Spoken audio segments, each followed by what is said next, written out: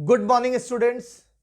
आप देख रहे होंगे पीछे कुछ विशेष सूचना आपको सबसे पहले देना है एसएससी जीडी के छात्रों के लिए और आर्मी के छात्रों के लिए, यानी डिफेंस के तैयारी करने वाले सभी छात्रों के लिए एक विशेष सूचना है। सक्सेस कोचिंग सेंटर जिसका मेन ब्रांच रांची में है और दो ब्रांच है, एक बेड़ो में और एक मांडर में, जो कि रांची जिला के अंतर्गत ही आता है। तो रांची जिला के जितने भी छात्र हैं, इन तीनों ब्रांच में आर्मी की तैयारी करने वाले जितने भी छात्र हैं, सारे छात्र बिल्कुल फ्री यानी 0 रुपये में तैयारी कर सकते हैं। तीनों ब्रांच में, किसी एक ब्रांच में नहीं, तीनों ब्रांच में। दूसरी बात, एसएससी जीडी का बैच जो कि लगातार न्यू बैच स्टार्ट होता रह रहा है, क्योंकि फुल होता जा रहा है।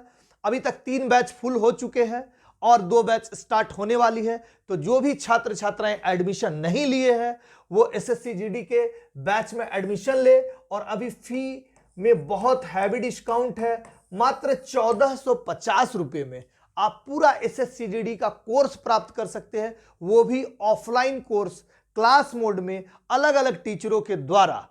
उसमें आपको टेस्ट भी फ्री मिलेगा, हिंदी का अलग से टेस्ट, एक्स्ट्रा क्लास टेस्ट और एक ओपन टेस्ट फ्री जो होता है वो मिलेगा, और एक्स्ट्रा क्लास संडे को जो होता है, जिसमें जो भी पार्ट आपका वीक रहेगा उस पार्ट को एक्स्ट्रा क्लास करा के आपको मजबूत किया जाएगा। तो आप जल्द से जल्द ज्वाइन कर सकते हैं। ज्वाइन करने के लिए या जानने के लिए और भी जानकारी इस दोनों नंबर पर आप कॉल कर सकते हैं।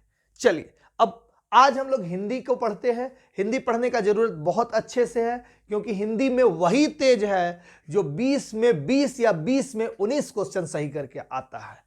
चलिए आ जाते हैं हिंदी, सामान्य हिंदी। चलिए, पहला क्वेश्चन अर्धकथानक है।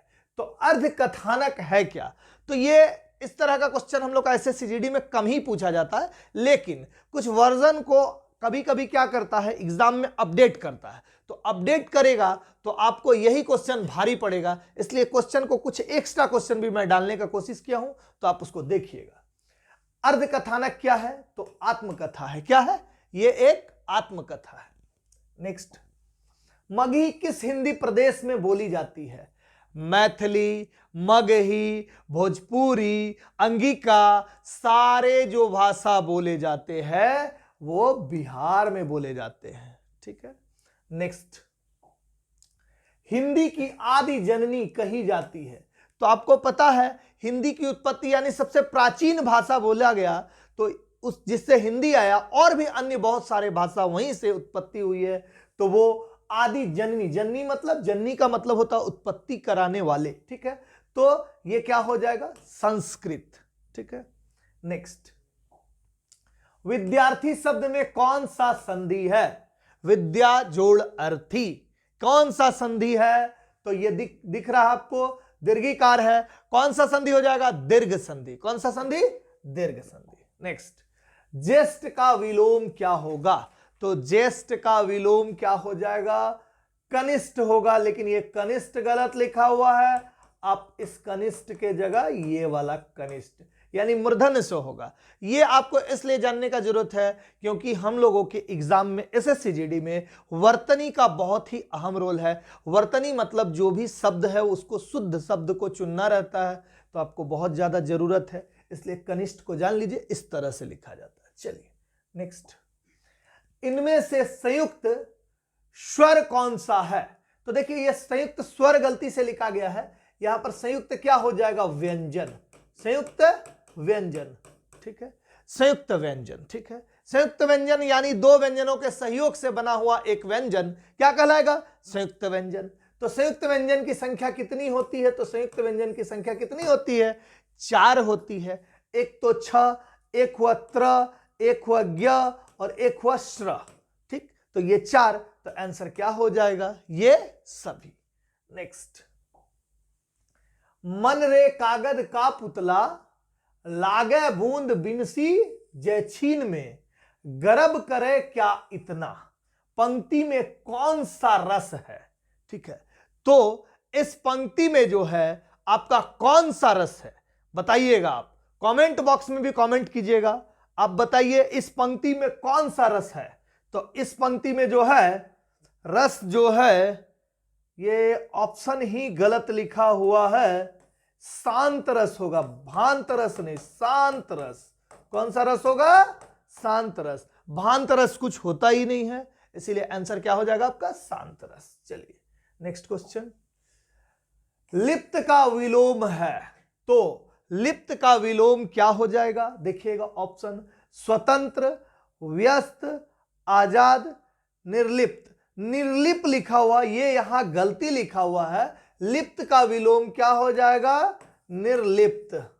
ठीक, निर्लिप्त। लिप्त होना मतलब किसी चीज में शामिल होना अच्छे से एकदम जम के, और निर्लिप्त होना मतलब अलग हो जाना उस जगह से। ठीक है, नेक्स्ट। निम्नलिखित में से लोकोक्ति को चुनिए। तो लोकोक्ति और मुहावरे में थोड़ा अंतर होता है, जो आपको चुनना होगा। अंधे की लकड़ी, 9 2 11 होना, ये सब क्या है? मुहावरे है। गले पकड़ना, ये क्या है? मुहावरे है। अधजल गगरी छलकत जाए, जिसको बोलते कहावत टाइप का, लोकोक्ति, तो यही क्या हो जाएगा? लोकोक्ति होगा। नेक्स्ट पे चलते हैं।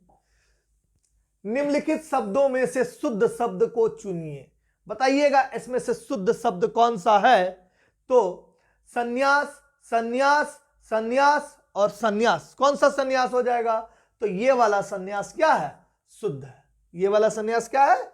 शुद्ध है। नेक्स्ट, स्वच्छंदता की विशेषता नहीं है। ठीक है, स्वच्छंदता की विशेषता नहीं है। कौन सा ऑप्शन हो जाएगा? प्रकृति पर्यवेक्षण, प्रेम चित्रण, कथा गीत प्रयोग, ब्रज भाषा से रचना। तो आंसर क्या हो जाएगा? स्वच्छंदता की विशेषता नहीं है, तो ब्रज भाषा से रचना जो है ये नहीं है। इस तरह का क्वेश्चन थोड़ा सा कम आता है, लेकिन कुछ क्वेश्चन इंक्लूड किया गया है। पंचवटी में समास है, तो पंचवटी में कौन सा समास है? तो पंचवटी में द्विगु समास है। अगर किन्हीं को समास में कोई दिक्कत हो या किसी चैप्टर में और भी दिक्कत हो, तो वो कमेंट बॉक्स में कमेंट कीजिएगा, वो चैप्टर का वीडियो भी बना दिया जाएगा जो आपको एग्जाम में हेल्प करेगा। चलिए आगे बढ़ते हैं। नेक्स्ट, ब्रज भाषा का विकास किससे हुआ? तो ब्रज भाषा का विकास किससे हुआ?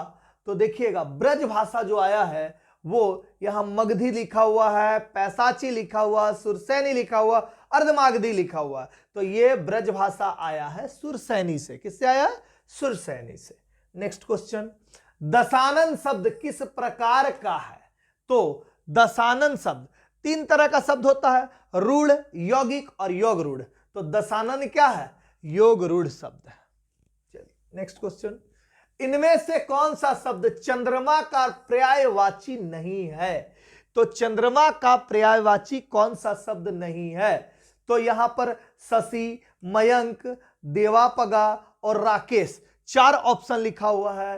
तो ये शशि तो चंद्रमा का ही होता, मयंक भी होता और राकेश भी होता है। तो कौन सा नहीं है पूछ रहा, देखिएगा इस पे गौर कीजिएगा। नहीं, तो क्या हो जाएगा? देवापगा। देर मत करो नहीं तो अंधेरा हो जाएगा। देर मत करो नहीं तो अंधेरा हो जाएगा। तो यह है संयुक्त वाक्य। वाक्य भी अलग अलग टाइप के होते हैं, तो ये कौन सा होगा? संयुक्त वाक्य। नेक्स्ट, निम्नलिखित में से शुद्ध वाक्य को चुनिए।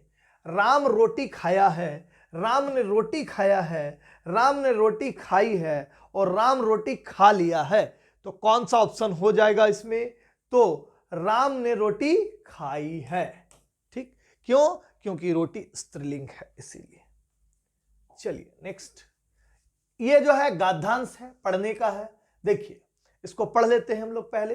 लोक कथाएं हमारे आम जीवन में सदियों से रचे बसे हैं। इनमें हम अपने बड़े बूढ़ों से बचपन से ही सुनते आ रहे हैं। लोक कथाओं के बारे में यह भी कहा जाता था कि बचपन के शुरुआती वर्षों में बच्चों को अपने परिवेश की महक, सोच व कल्पना की उड़ान देने के लिए इनका उपयोग देना जरूरी हो, उपयोग करना जरूरी है। ठीक है, हम यह भी सुनते हैं कि बच्चों के भाषा के विकास के संदर्भ में भी इन कथाओं के उपयोगिता महत्वपूर्ण है।